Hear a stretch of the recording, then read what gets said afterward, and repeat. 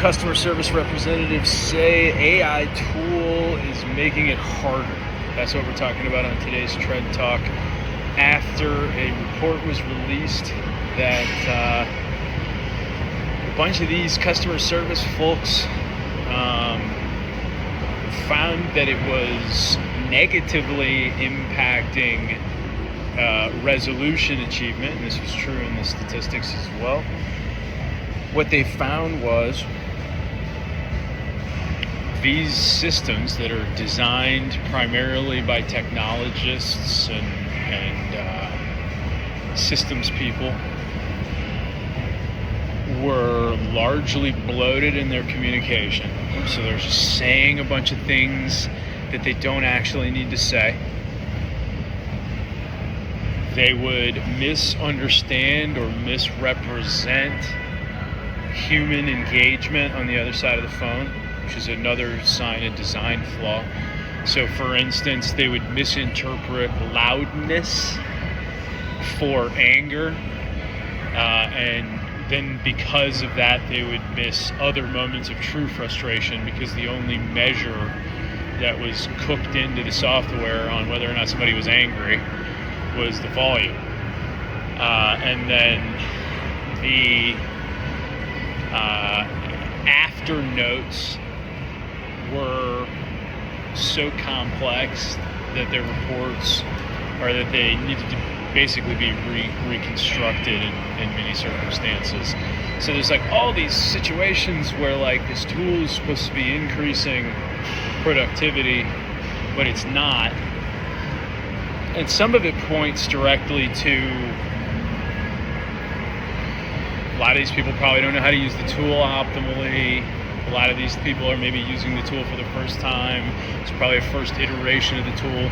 So there are plenty of reasons to think like this will definitely improve over time. But we have to take a look at what the problem is on the table now, which is that these tools are being designed by people who are not necessarily the experts in the thing. So a technologist designing an efficiency tool for customer service, if they don't understand what actually makes customer service efficient, which is solving the root problem immediately, which is understanding, you have to understand the other person corely to be able to solve their problem. Instead of focusing on what actually gets to the root to solution finding in customer service, they're focused on efficiency in communication. And what it ends up looking like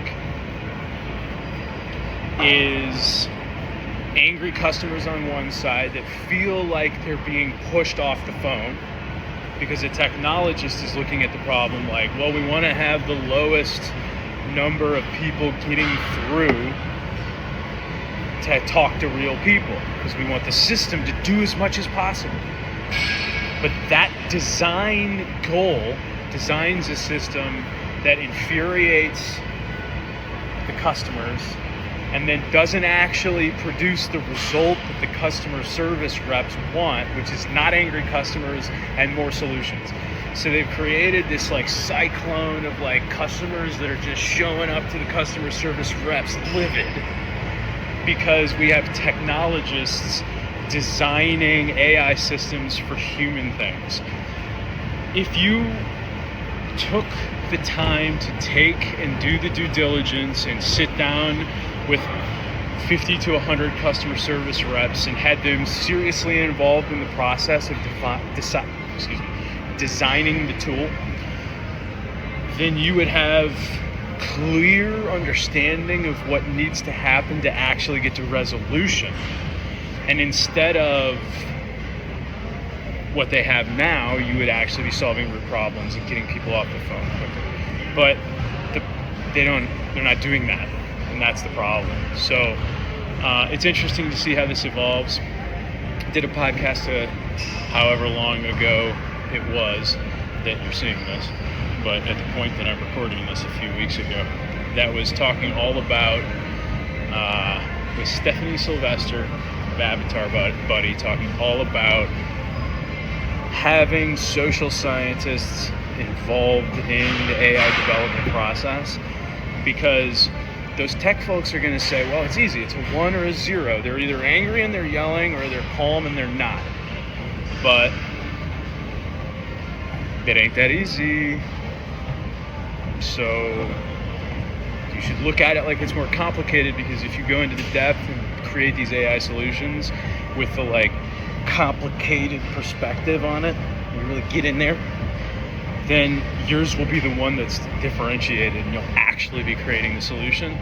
And it's not going to be that there are a million AI software as a service companies.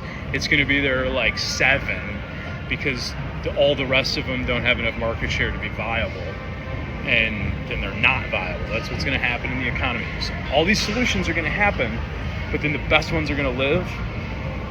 The best one for customer service is not the one that's fucking pissing off the people. It's the customer service reps and the customers. So tell me what you think. Tell me where I'm wrong.